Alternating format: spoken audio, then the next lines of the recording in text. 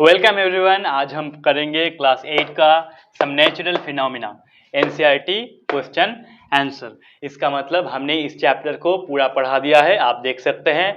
तो मैं हूं आपका साइंस सर। चलिए आज का वीडियो स्टार्ट करते हैं। तो देखिए सबसे पहला क्वेश्चन एनसीईआरटी बुक पर या फिर यहाँ ऊपर। 1. Which of the following cannot be charged easily by friction? इसमें से कौन सा इजीली चार्ज नहीं होगा फ्रिक्शन से? तो सबसे पहला है ए प्लास्टिक स्केल। तो plastic scale charge can not charge हो सकता है। सेकंड है आपका एक कॉपर रॉड।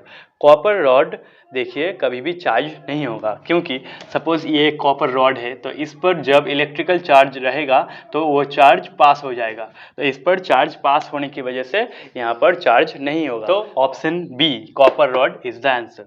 अब देखिए second, when a glass rod is rubbed with a piece of silk cloth the rod.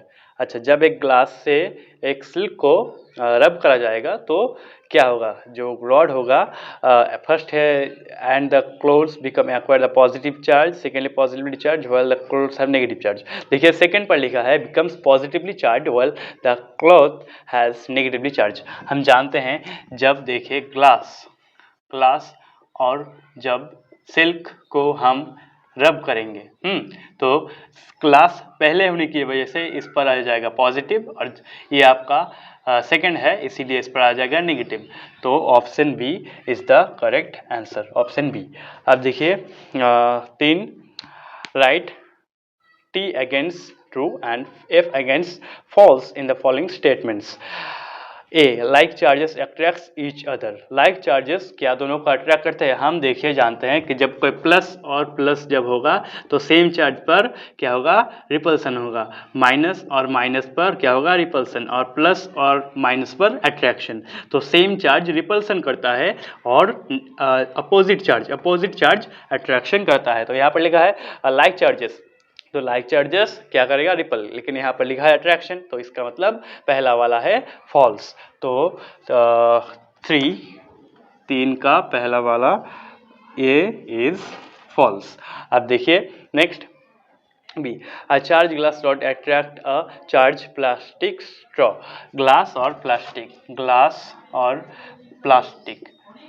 Plastic, तो हम जानते हैं ग्लास पहला है, इसका मतलब इस पर पॉजिटिव आएगा और इस पर नेगेटिव आएगा। तो ये दोनों क्या है?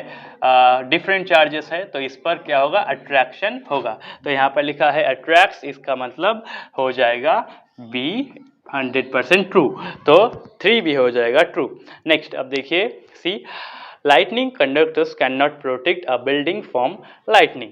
हम जानते हैं जब कोई बिल्डिंग रहता है, सपोज ये बिल्डिंग है, तो जब इस पर लाइटनिंग होगा तो यहाँ पर लिखा है लाइटनिंग कंडक्टर्स, यहाँ पर एक कंडक्टर रहता है, तो ये कंडक्टर इस घर को बचा नहीं सकता। हम इसको लगाते हैं क्योंकि ये घर को सेफ रखेगा। इसका मतलब यहाँ पर फॉल्स लिखा है, इसको घर को बचा सकता है।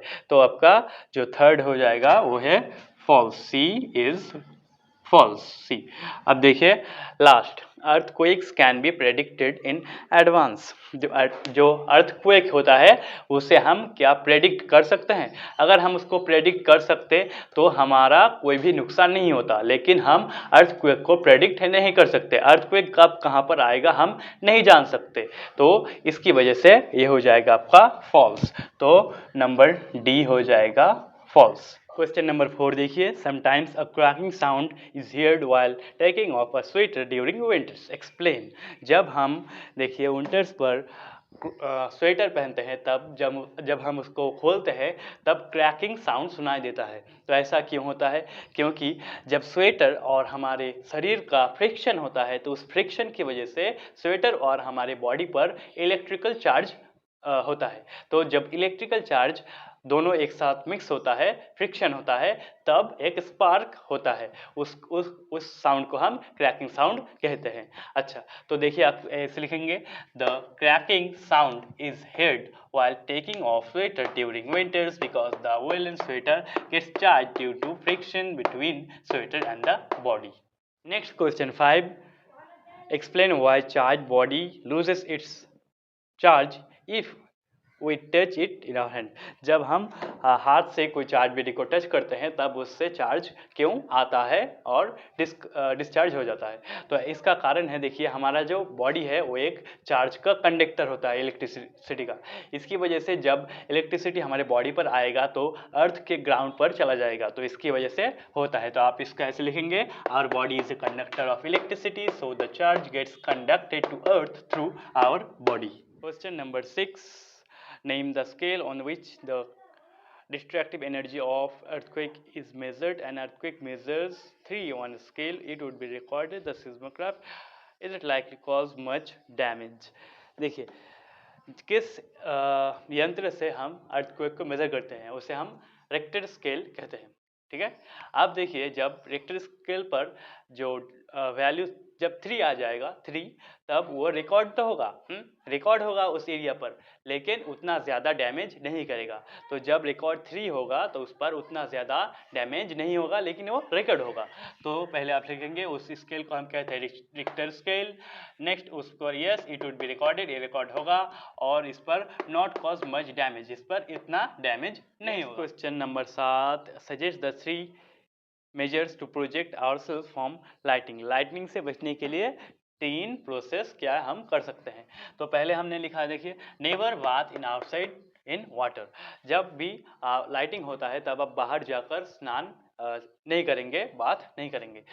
नेक्स्ट क्या है, never touch electrical wires. Electrical wires को अगर आप टच करेंगे तो उससे इलेक्ट्रिसिटी आपके बॉडी पर आ सकता है, इसके लिए इलेक्ट्रिक वायर्स को कभी भी टच मत करिए। अच्छा, और always try to remain in close plane. Close plane पर जब आप रहेंगे, कोई घर में रहेंगे, तब आप बहुत ज़्यादा सेफ रहेंगे। Question number 8, explain why a charged balloon is repelled by another charged balloon whereas uncharged balloon is attracted by another charged balloon। अच्छा, जब देखिए 2 चार्ज्ड बलून रहेगा, तब उस पर अगर सेम चार्ज हो जाएगा तब उस पर सेम चार्ज हम जानते हैं रिपल करता है, तो उस पर क्या होगा, उस पर रिपल्सन होगा। और जब कोई चार्ज और एक नॉन चार्ज या फिर डिस्चार्ज बलून रहेगा तब उस पर एक पर हो जाएगा ए पॉजिटिव चार्ज और एक पर हो जाएगा नेगेटिव चार्ज, इसका मतलब डिफरेंट चार्ज हो जाएगा। तो हम जानते हैं डिफरेंट चार्ज अट्रैक्ट करता है, तो इसकी वजह से उस पर अट्रैक्शन होगा। तो आप इसे ऐसे लिखेंगे, we know like charges repel, so when the both balloons have same charge it repels, and discharged balloons and a charged balloon have different charges so it attracts। देखिए question number 9, describe with help of diagram an instrument which can be used to detect charge body. किस instrument से हम charge body को discover कर सकते हैं, इसे आप ड्रॉ करके एक्सप्लेन करिए। तो देखिए इसको हमने सिंपल से ड्रॉ किया है, आप अच्छे से कर लीजिए। आप देखिए यहाँ पर जब हम कोई चीज़ रखेंगे तब इस पर अगर चार्ज होगा तो यहाँ पर रिपल्सन होता है, तो इससे हम समझ सकते हैं कि कोई भी चार्ज कैसे वर्क करता है। अगर आप इसको डिटेल में समझना चाहते हैं तो आप हमारे लेक्चर्स को देख सकते हैं, हमने इस चैप्टर को बहुत अच्छे से एक्सप्लेन किया है, उसका लिंक हम डिस्क्रिप्शन में दे देंगे। अच्छा, अब देखिए, और ये जो बेस होता है, ये जो होता है ये इलेक्ट्रोस्टैटिक इंडक्शन के ऊपर बेस करता है। तो अब देखिए इसको ऐसे लिखेंगे, electroscope is used to detect charge present in a body. It is based on the principle of electrostatic induction and same charge repulsion property। Question number 10 देखिए, list 3 states in India where the earthquake is more likely to strike. जहाँ पर earthquake होता है ऐसा नाम India पर 3। देखिए जहाँ पर अर्थक्वेक बहुत ज़्यादा आता है उसे हम फॉल्ट जोन कहते हैं, क्योंकि वहाँ पर बहुत ज़्यादा अर्थक्वेक आता है। अब देखिए तो इंडिया पर यह हो जाएगा आपका गुजरात, असम एंड जम्मू और कश्मीर। गुजरात पर, असम पर बहुत ज़्यादा अर्थक्वेक होता है और Jammu and Kashmir. 11 number question, suppose you are outside home and earthquake strikes, what precautions would you take to protect yourself. जब आप बाहर हो घर से तब अर्थक्वेक होता है तो आप क्या कर सकते हैं। तो हमने लिखा है, देखिए सबसे पहले एक go to open field and stay away from buildings and trees. अगर बहुत ज़्यादा बिल्डिंग और ट्री हैं यहाँ से दूर रहेंगे क्योंकि वो आपके ऊपर गिर सकता है, तो ये करेंगे। और अगर आप ड्राइविंग कर रहे हैं then drive to an open field, एक ओपन फील्ड पर जाइए and do not come out of car. Car से बाहर नहीं आएंगे, कार पर रहेंगे तो ज़्यादा सेफ रहेंगे। Last question number 12. The weather department has predicted that a thunderstorm is likely to occur on a certain day. Suppose you have to go out on the day. Would you carry an umbrella? Explain. जब देखिए weather department declare करता है कि एक thunderstorm आएगा, तब हम क्या छाता लेकर नहीं जाएंगे? तो नहीं जाएंगे, क्योंकि छाते के ऊपर आपने एक मेटल रॉड देखा होगा, उससे छाता बना होता है। तो जो मेटल रॉड वो ऊपर रहता है छाते के ऊपर, देखिए अगर ये छाता है तो इसके ऊपर रहेगा, तो यहाँ पर जो बिजली अट्रैक्ट हो सकता है और आपके ऊपर ही बिजली गिर सकता है, इसीलिए हम छाता नहीं लेकर जाएंगे। तो आप इसे ऐसे लिख लेंगे, no it would not I would not carry umbrella as the charges might have travel the metal rod on the umbrella and might cause electrical shock. And now dear students, thank you. हमने देखिए इस chapter को बहुत अच्छे से पढ़ाया था और आपने इस क्वेश्चन आंसर्स को भी कंप्लीट कर लिया। तो ऐसे ही पढ़ते रहिए, बढ़ते रहिए और मज़े करते रहिए। मैं हूँ आपका साइंस सर, एक और बार आप सबको थैंक यू।